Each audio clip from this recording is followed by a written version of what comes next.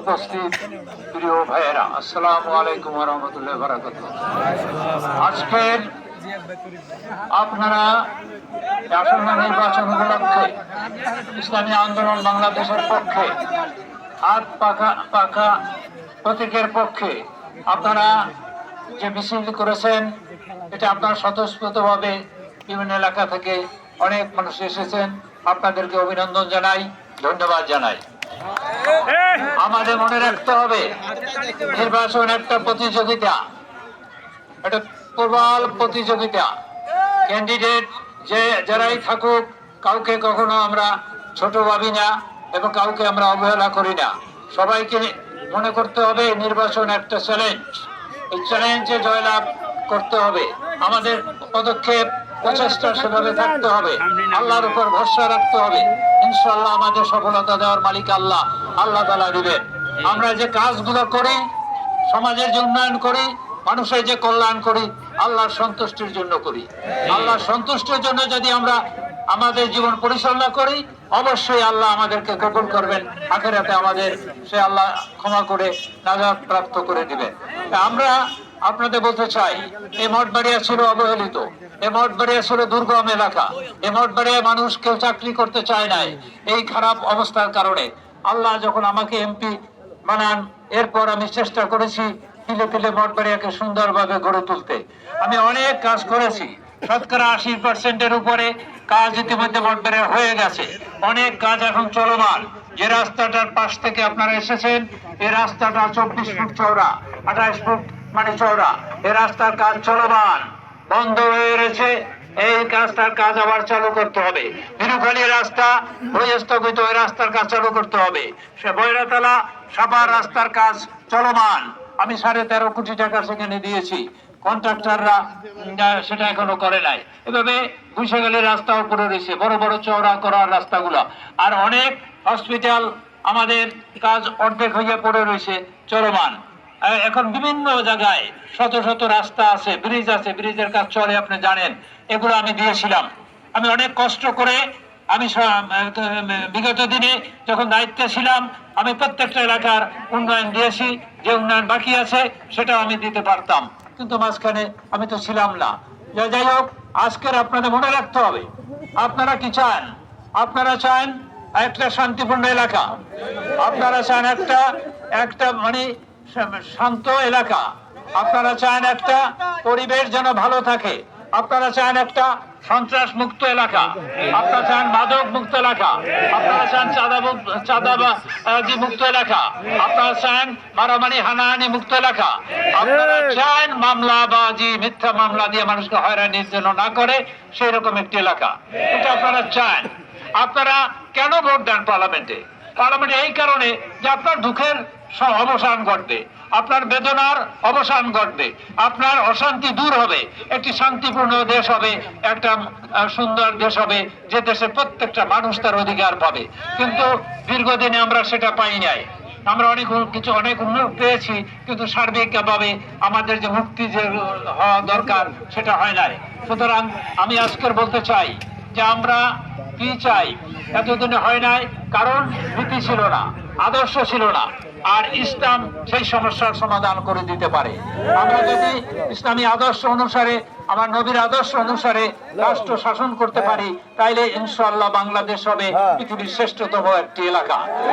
বাংলাদেশের মানুষের কোনো দুঃখ কষ্ট থাকবে না, দারিদ্রতা থাকবে না, অভাব থাকবে না, বস্ত্রের অভাবে লাইনে দাঁড়াইয়া তারা মৃত্যুবরণ করবে না, কেউ গৃহহীন থাকবে না, বিনা চিকিৎসায় কেউ মারা যাবে না, এবং চিকিৎসাবিহীন অবস্থায় মানুষের ধুকে ধুকে মরতে হবে না। এবং আমরা এমন একটি সমাজ চাই যেখানে সবাই মানে উন্নত চিকিৎসা পাবে, আবার শিক্ষাও পাবে। একটা লেভেল পর্যন্ত ইসলামী স্টেটে সবার জন্য শিক্ষা বাধ্যতামূলক হয়। আমরা তাই করব। আমরা সবার জন্য মনে করি কাজ থাকবে, সবাই একটা সুন্দর জীবন যাপন করবে, যেখানে বৈষম্য থাকবে না, যেখানে ভেদাভেদ থাকবে না, যেখানে কোনো অপমান থাকবে না। কি মুসলমান কি হিন্দু, প্রত্যেকে তার অধিকার পাবে, প্রত্যেকে তার মর্যাদা পাবে, প্রত্যেকে তার শান্তি নিশ্চিত হবে।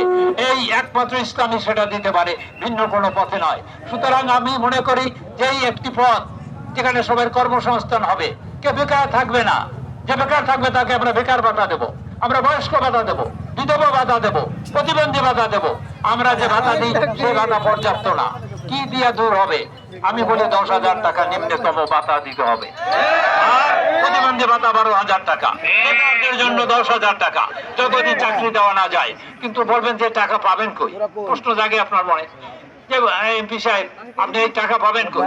আরে বাংলাদেশে যে চুরি চামারি চলে, যে ঘুষ বাণিজ্য চলে, যে কমিশন বাণিজ্য চলে, যে চাঁদাবাজি চলে, যে দুর্নীতি চলে, এটার যদি সমূলে বিনাশ করা যায়, বাংলাদেশের বাজেট এর অর্ধেক দিয়া এই সব কাজ করা সম্ভব। আপনাদের মুখের গ্রাস কেড়ে নাই প্রতিবার আগত বলরা, এদের বিরুদ্ধে বারবার কথা বলেছি, শতবার এদের বিচার দাবি করেছি, বলেছি এদের বিচার হওয়া দরকার, এখনো হয় নাই, পালিয়ে বেড়ায় কে কোথায়, সব সময় এইগুলো আমরা দেখেছি। কি 90 সালে কি তার আগে তারপরে কোন সরকারের থেকে বাদ যাবে না, কোন সরকারই সমস্যার সমাধান করে নাই, কোন সরকারই গরিব মেহনতি মানুষের কথা ভাবে নাই, কোন সরকারই বস্তিবাসীদের কথা ভাবে নাই, কোন সরকারই এই আমার খেটে খাওয়া মানুষের কথা ভাবে নাই, সরকারই ইসলামকে বাস্তবায়ন করার চিন্তা ভাবনা ইতিপূর্বে করে নাই। সরকারই একটি সুন্দর সার্বিক কল্যাণধর্মী রাষ্ট্র করতে পারে নাই। আজকের সেই সময় এসে গেছে। বলবেন করবেন কেমন দ্বারা? আমরা যদি নির্বাচিত হই তাহলে তো সরকারকে গঠন করবে এখনো জানা যায় না। সরকার কিন্তু ভারতের মতো হতে পারে। ভারতে অনেকবার সরকার হয়েছে, 15 জন এমপি পাইছে, তারা প্রধানমন্ত্রী, 20 জন এমপি পাইছে, তারা সরকার গঠন করছে, কারণ কোয়ালিশন সরকার হয়ে যায়। বাংলাদেশের অবস্থা সেইটাই হবে। সুতরাং আপনারা মনোবল হারাবেন না, আপনাদের মনোবল আরো জোরালো রাখবেন এবং এই আগামী নির্বাচনটাকে নিজেদের মর্যাদার লড়াই বলে মনে করবেন। এটা আমাদের আমির সাহেব হুজুরের মর্যাদা, আপনাদের সকলের মর্যাদা, দেশবাসী মর্যাদা, ভোটবাড়িয়ার সাধারণ মানুষের মর্যাদা এবং খেটে খাওয়া মানুষের অধিকার আদায়। এটা একটা লড়াই, এই লড়াই মনে করতে হবে, জিহাদের মতো মনে করতে হবে। আপনাদেরকে অবমূল্যায়ন করে চরমনায় লোকরা দুর্বল, চরমনায় লোকরা এজেন্ট দিতে পারবে না, চরমনায়ের লোকরা সেন্টারে থাকবে না, চরমনায়ের লোকরা এটা করবে সেটাকে পারবে। এটা আপনারা কি দুর্বল না সবল? হাত দেখে দেখেন সবল কারা। হাত নামান, হাত নামান আপনারা। আরে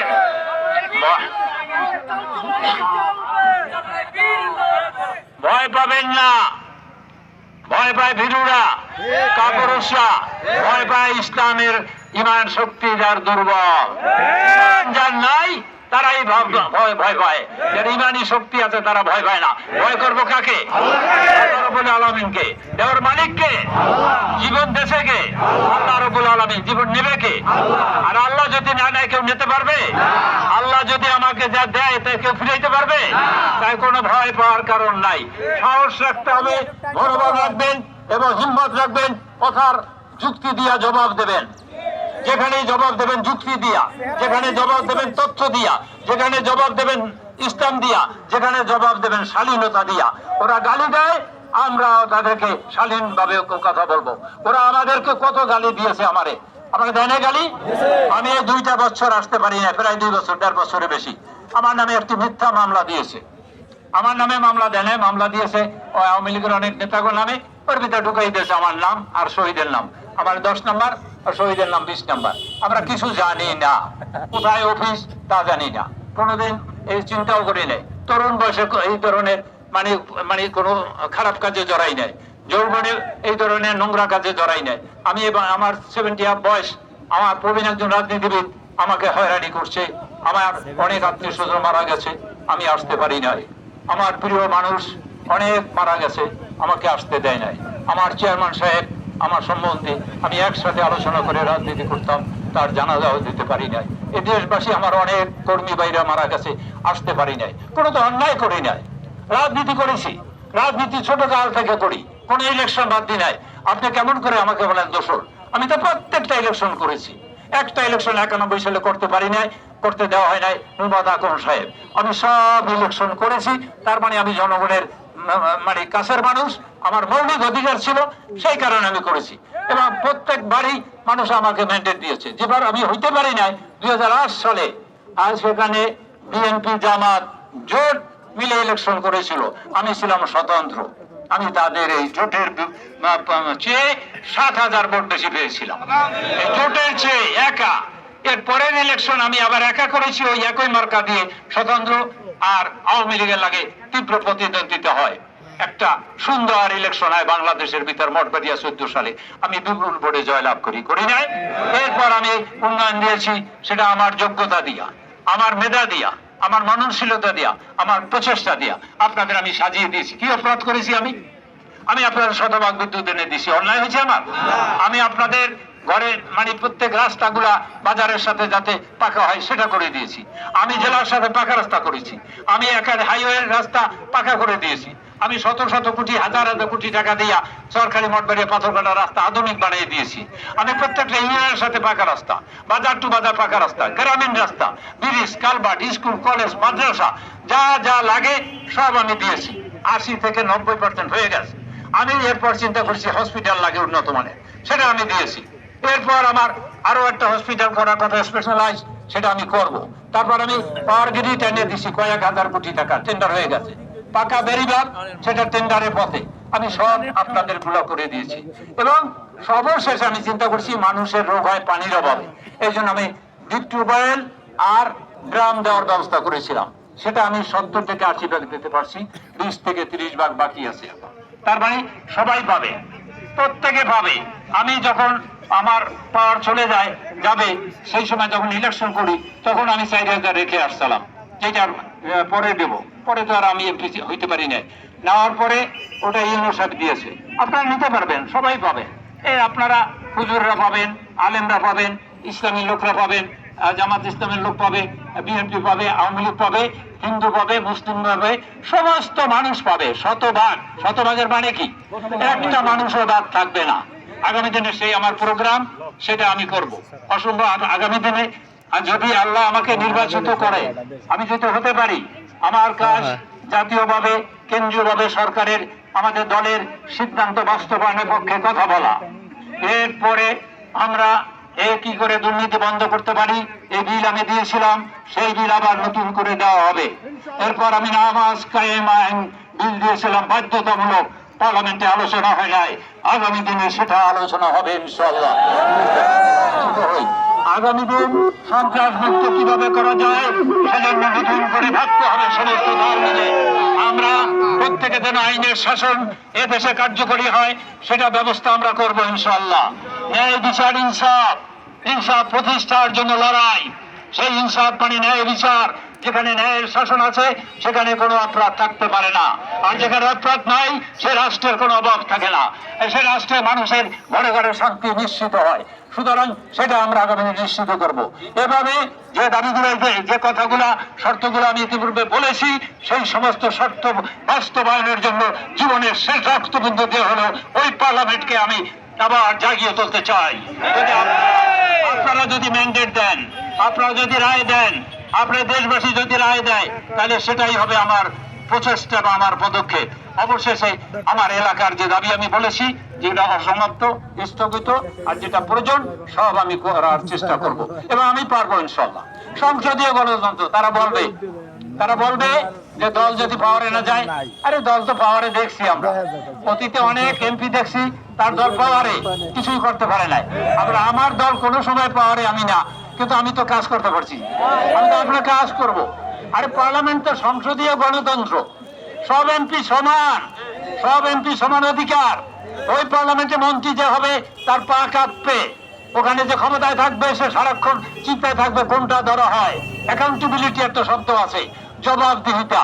এই জনতা জবাবদিহিতা করবে সরকারকে, জনতা সরাসরি করতে পারে না। জনতার পক্ষে কে করবে? এমপি। আপনাদের পক্ষে আমি জবাবদিহিতা চাবো কার? সরকারের, মন্ত্রীদের। আর সেটাকে উল্টো পাইলে বলে যে সরকারে থাকা লাগে, সরকারি থাকা লাগে না, সরকারি সমস্ত মানে সমান পার্লামেন্টের মেম্বার হইলেই হয়। এখন আগামী নির্বাচন আমার জীবনের শেষ নির্বাচন। আমার এরপর আমার শারীরিকভাবে আমার পক্ষে কোনোভাবে হাসান, আপনারা আমার জন্য দোয়া করবেন। সবাই কেন্দ্রের কমিটি করে দেন এবং এলাকার মানে কমিটি করেন, এজেন্ট, শক্ত এজেন্ট বানান। কেউ যেন ভয় পান না, কোনো মামলা হবে না, কোনো মামলা হবে না, আপনাদের কোনো ভয় নাই। যারা সন্ত্রাস করে, চাঁদাবাজি করে, মামলা হবে তাদের, মামলা হবে আপনাদের উল্টা হবে না, কোনোদিন না। এখন ব্যাপার হচ্ছে ভয় পাবেন না, সাহস রাখবেন। গ্রামে গঞ্জে যারা জীবী আছে বা নির্জীব আছে বা অকেজ আছে, মানে তাদেরকে জাগিয়ে তুলবেন, সবাইকে জাগিয়ে তুলবেন। আর প্রত্যেক এলাকায় কখন কোন জায়গায় যাওয়া লাগে আপনারা জানাবেন, সেই জায়গায় আমাদের টিম চলে যাবে, আমরা চলে যাব, আমি চলে যাব, সমস্ত জায়গা আপনাদেরকে জায়গায় তুলতে হবে। সবাই সাহস নিয়ে জায়গায় আসবেন, মনে রাখবেন ভোট কেন্দ্রে সবাইকে আসতে হবে। মা বোন ভাই আত্মীয় স্বজন এলাকাবাসী হিন্দু মুসলিম সবাই অধিকার। আপনারা 2 দিন কষ্ট করবেন। একদিন যদি আমাদের পিসাব হুজুর আসেন সেই দিন 7 তারিখ, আর একদিন করবেন ইলেকশনের দিন 12 ফেব্রুয়ারি। দেশবাসী কষ্ট করবে 2 দিন। আর আমি যদি নির্বাচিত হইতে পারি ইনশাল্লাহ, তাইলে ওই যে গুণ দেন 365 গুণ 5 কত হয়, প্রায় 1700-1800 দিন। এই সব দিন আমি থাকবো আপনাদের পিছনে, কাজ করবো, এটা মানুষকে খাটাবো। সুতরাং হতাশার কিছু নাই, ভয় পাওয়ার কিছু নাই। আমাদের টাকা নাই, মনোবল আছে, আমাদের আন্তরিকতা আছে, ভালোবাসা আছে। আমরা এই মঠবাড়িয়াকে সাজিয়ে তুলতে চাই। এবং আপনাদের আরো একটা ব্যাপার আছে, গণভোট আছে, সেটা নিয়ে আমরা কথা বলবো ওই দিনই।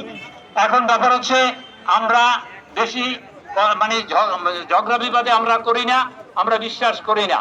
এই ধরনের অপপ্রচারে আমরা রাজনীতি করি না। তারা যে আমার উপর জুলুম করছে, এর বিনিময়ে আমি ক্ষমতায় গেল তাদের ক্ষমা করে দিলাম। আমার ওই ব্যাপারে আমার কোনো দাবি নাই, তাদের আমি ক্ষমা। কিন্তু আমি চাই আল্লাহ তাদের সুমতি দিক, আল্লাহ তারা সুপথে ফিরে আসুক। এটা কি গালি কয়, যুদ্ধ অপরাধী বিচার চলছে, ফাঁসি চাই। শোনেন নাই আপনারা? আমার ফাঁসি চাই, কথা শুনছেন? সে সময় আমি এমপি না, ওই 8 সালে ছিল ডাক্তার আনোয়ার হোসেন, আমি এমপি ছিলাম না। এটা কি জানে না? জেনে না জানার ভান করে এই মিথ্যা কথা বলেছে, আপনাদেরকে ধোঁকা দিয়েছে, আমার বিরুদ্ধে এই ধরনের অপপ্রচার করেছে, এই মিথ্যাচার করেছে, এটা জুলুম। যাই হোক, আমি আর বলতে চাই না, আপনারা সব জেনে গেছেন। গ্রামগঞ্জে জানিয়ে দিবেন, সবাই যেন হাত পাকার পক্ষে থাকে, সবাই হাত পাকার পক্ষে, একটা বিজয় দেখাবেন, 1 লক্ষ